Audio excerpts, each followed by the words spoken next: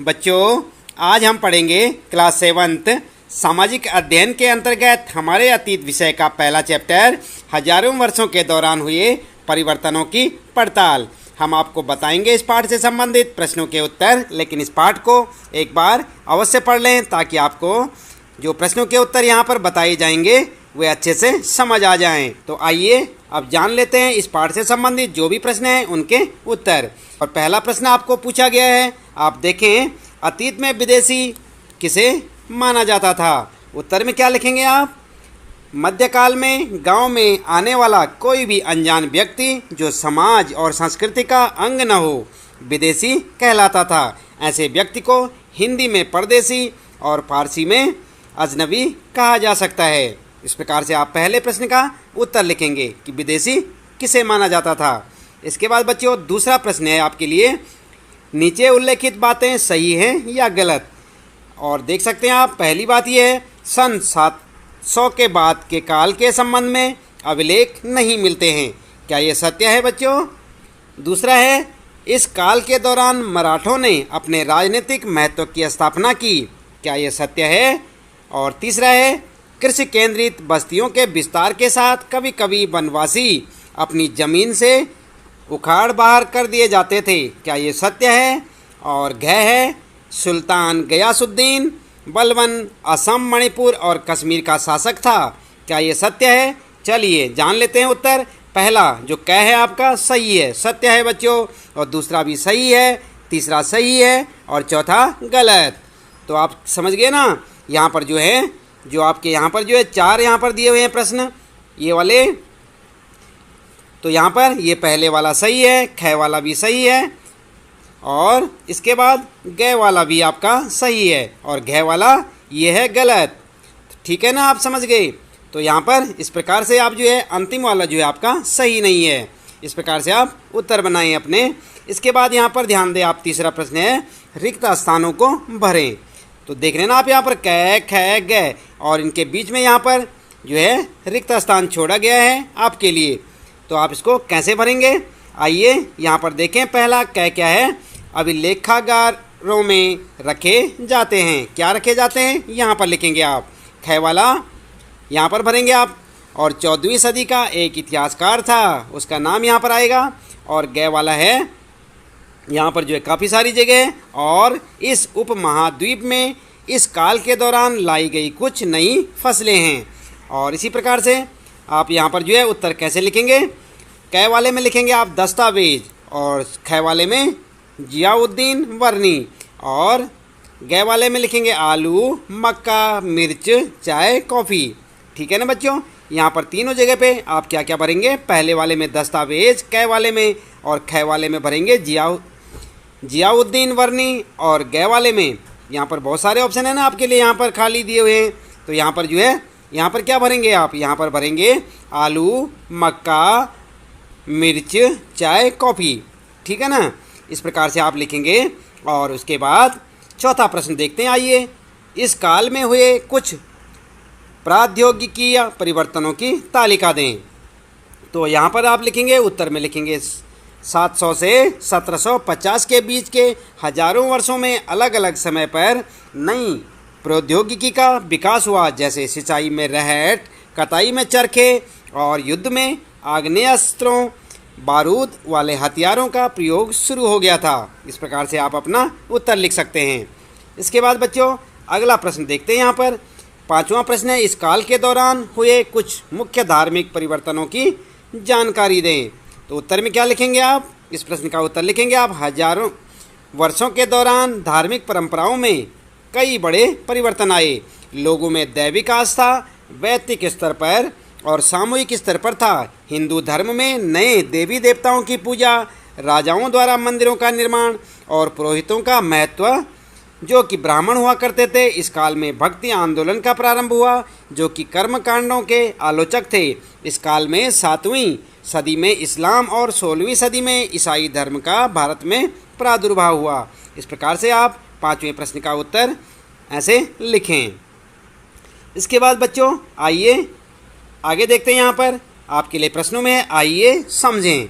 और यहाँ पर है छठा प्रश्न, पिछली कई शताब्दियों में हिंदुस्तान शब्द का अर्थ कैसे बदला है? उत्तर में क्या लिखेंगे आप? पिछली कई शताब्दियों में हिंदुस्तान शब्द के अर्थ में अनेक परिवर्तन हुए।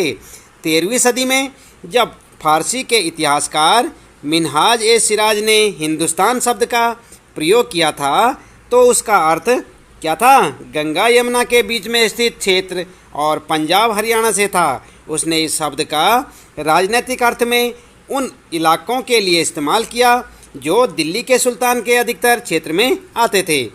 इसके विपरीत 16वीं सदी के आरंभ में बाबर ने हिंदुस्तान शब्द का प्रयोग इस उपमहाद्वीप के भूगोल, पशु पक्षियों और यहाँ के निवासियों की संस्कृति का वर्णन करने के लिए किया। यह प्रयोग 14वीं सदी के कवि अमीर खुसरो द्वारा प्रयोग किया गया। इसके बाद गया शब्द यहाँ पर जो है हिंद के ही कुछ समान था, जो कि शब्द क्या था? हिंद के समान था, और मगर जहाँ भारत को एक भौगोलिक और सांस्कृतिक तत्व के रूप में पहचाना जा रहा था। तो इस प्रकार से आप इस प्रश्न का यानी कि छठे प्रश्न का उत्तर आपके लिए काफ़ी लंबा हो जाएगा, लेकिन आप इसके बारे में पूरी जानकारी दें और इस प्रकार से आप इसका उत्तर लिखेंगे। ठीक है ना बच्चों? इसके बाद 7वां प्रश्न है, जातियों के मामले कैसे नियंत्रित किए जाते थे? तो उस ज़माने में जो जातियों के मामले थे वे कैसे नियंत्रित किए जाते थे? उत्तर लिखेंगे आप 7वें प्रश्न का। जातियां स्वयं अपने अपने नियम बनाती थी जिससे कि वे अपनी जाति के सदस्यों के व्यवहार को नियंत्रित कर सके। इन नियमों का पालन जाति के बड़े बुजुर्गों की एक सभा करवाती थी जिसे कुछ इलाकों में जाति पंचायत कहा जाता था। क्या कहा जाता था बच्चों? जाति पंचायत। लेकिन जातियों को अपने निवास के गांवों के रिवाजों का पालन भी करना पड़ता था। इस प्रकार से आप 7वें प्रश्न का उत्तर लिखेंगे। फिर देखते हैं बच्चों 8वां प्रश्न है, सर्व क्षेत्रीय साम्राज्य से आप क्या समझते हैं? है ना प्रश्न यहाँ पर? क्या है? सर्व क्षेत्रीय साम्राज्य से आप क्या समझते हैं? तो क्या समझते हैं बच्चों? उत्तर में लिखेंगे सर्व क्षेत्रीय साम्राज्य से तात्पर्य उस साम्राज्य से है जो अनेक क्षेत्रीय राज्यों को मिलाकर बना हो, जैसे सल्तनत, साम्राज्य, मुगल साम्राज्य आदि। और इसके बाद आइए विचार करें। आप देख रहे हैं ना बच्चों? तो यहाँ पर 9वां प्रश्न आपके लिए, पांडुलिपियों के उपयोग में इतिहासकारों के सामने कौन कौन सी समस्याएं आती हैं? उत्तर में लिखेंगे पांडुलिपियों के उपयोग में इतिहासकारों के सामने निम्नलिखित समस्याएं आती हैं। जैसे फर्स्ट में देखें आप, कई बार पांडुलिपियों की लिखावट को समझने में दिक्कत आती है क्योंकि उन्हें हर कोई नहीं पढ़ पाता बच्चों। और सेकंड में लिखेंगे आज हमें लेखक की मूल पांडुलिपि शायद ही कहीं मिलती है। इसके बाद अगला लिखेंगे आप थर्ड में, मूल पांडुलिपि की नई प्रतिलिपि बनाते समय लिपिक छोटे मोटे फेरबदल करते चलते थे। कहीं कोई शब्द, कहीं कोई वाक्य, सदी दर सदी प्रतिलिपियों की भी प्रतिलिपियां बनती रही और अंततः एक ही मूल ग्रंथ की भिन्न भिन्न प्रतिलिपियां एक दूसरे से बहुत अलग हो गई। और इसके बाद लिखेंगे आप अगला पॉइंट लिखेंगे, इतिहासकारों को बाद के लिपिकों द्वारा बनाई गई प्रतिलिपियों पर ही पूरी तरह निर्भर रहना पड़ता है। इसलिए इस बात का अंदाज लगाने के लिए कि मूलतः लेखक ने क्या लिखा था, इतिहासकारों को एक ही ग्रंथ की विभिन्न प्रतिलिपियों का अध्ययन करना पड़ता है। तो ये जो आपके लिए उत्तर हो गया बच्चों, जो कि काफ़ी लंबा उत्तर है यहाँ पर, तो आप इसे पूरा विस्तार पूर्वक लिखें ताकि आपके अध्यापक या आपके जो टीचर हैं उनकी समझ में अच्छे से आ जाए कि आप क्या कहना चाहते हैं और आपका उत्तर सही हो। इसके बाद 10वां प्रश्न है बच्चों, इतिहासकार अतीत को कालों या युगों में कैसे विभाजित करते हैं? समझ गए ना आप? इतिहासकार अतीत को कालों या युगों में कैसे विभाजित करते हैं? क्या इस कार्य में उनके सामने कोई कठिनाई आती है? उत्तर में लिखेंगे आप, अधिकतर इतिहासकार आर्थिक तथा सामाजिक कारकों के आधार पर ही अतीत के कालखंडों की विशेषताएं तय करते हैं। इन आधारों पर इतिहास को प्राचीन, मध्य और आधुनिक कालों में बांटा गया है। कालक्रम को विभाजित करते समय इतिहासकारों के सामने यह समस्या उत्पन्न होती है कि वे किस महत्वपूर्ण घटना के बाद कालक्रम का विभाजन करें। यह है आपके लिए इस प्रश्न का उत्तर, यानी कि 10वें प्रश्न का उत्तर। इसके बाद बच्चों यहाँ पर ध्यान दें आप, आइए करके देखें। ये क्या है आपके लिए? आइए करके देखें। और यहाँ पर आपके लिए 11वां प्रश्न, पूछा गया है कि अध्याय में दिए गए मानचित्र 1, आपने पढ़ा था ना पाठ अपना, आप अपनी पाठ्य पुस्तक में पाठ को देखें, वहाँ पर लिखा है कि अध्याय में दिए गए मानचित्र 1 अथवा मानचित्र 2 की तुलना उपमहाद्वीप के आज के मानचित्र से करें। तुलना करते हुए दोनों के बीच जितनी भी समानताएं और असमानताएं मिलती हैं उनकी सूची बनाइए। तो यहाँ पर आप क्या करेंगे बच्चों, उत्तर में लिखेंगे मानचित्र 1 अरब भूगोल बेता अल इदरीसी ने 1154 में बनाया था, और मानचित्र 2 की बात करते हैं तो मानचित्र 2 एक फ्रांसीसी मानचित्रकार ने 1720 में बनाया था। दोनों मानचित्र में कुछ समानता और असमानताएं थी। तो क्या क्या थी वो समानताएं असमानताएं बच्चों, आप लिखेंगे दोनों मानचित्र में समानताएं। सबसे पहले आप समानताएं बताएंगे, और फर्स्ट जो है समानता थी, पहली समानता, इस मानचित्र में वर्तमान मानचित्र की भांति भारतीय उपमहाद्वीप को दर्शाया गया है। इस मानचित्र में कुछ जाने पहचाने नाम भी हैं, जैसे कन्नौज, सूरज, सूरत आदि। क्या है बच्चों, क्या हैं वो एक जैसे, कन्नौज और सूरत। इसके बाद असमानताएं जो है बात करते हैं, असमानताओं की बात करते हैं।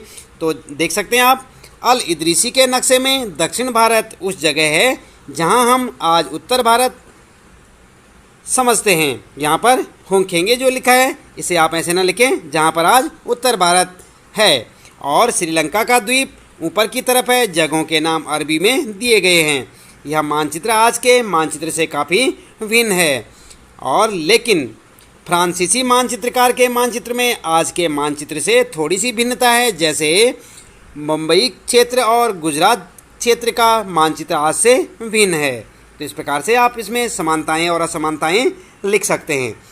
12वां प्रश्न आपके लिए, पता लगाइए कि आपके गांव या शहर में अभिलेख यानी रिकॉर्ड कहाँ रखे जाते हैं। इन अभिलेखों को कौन तैयार करता है। क्या आपके यहाँ कोई अभिलेखागार है, उसकी देखभाल कौन करता है, वहाँ किस तरह के दस्तावेज संग्रहित हैं, उनका उपयोग कौन लोग करते हैं। देख रहे ना आप, काफ़ी लंबा चौड़ा प्रश्न है ये आपके लिए बच्चों। आप जो है इस प्रश्न को ध्यानपूर्वक समझें। अभिलेख होते हैं ना, रिकॉर्ड होता है गाँव का, तो आप जो है आपके गांव या शहर का रिकॉर्ड कहाँ रखा जाता है, उनकी देखभाल कौन करता है, ये सब यहाँ पर आपने उत्तर में लिखना है। तो उत्तर में लिखेंगे ग्रामीण क्षेत्रों के अभिलेख यानी जो रिकॉर्ड होता है गाँव का, जिला मुख्यालय में रखे जाते हैं। इन अभिलेखों को विभिन्न विभाग के कर्मचारी तैयार करते हैं, तथा शहरों के अभिलेख नगर निगम कार्यालयों में रखे जाते हैं, और ऐतिहासिक अभिलेख को अभिलेखागार में रखा जाता है। अभिलेखागार की देखभाल उसके अंदर नियुक्त कर्मचारियों द्वारा की जाती है। इनका उपयोग शोधार्थियों द्वारा अथवा विभिन्न विभागों द्वारा समय समय पर किया जाता है।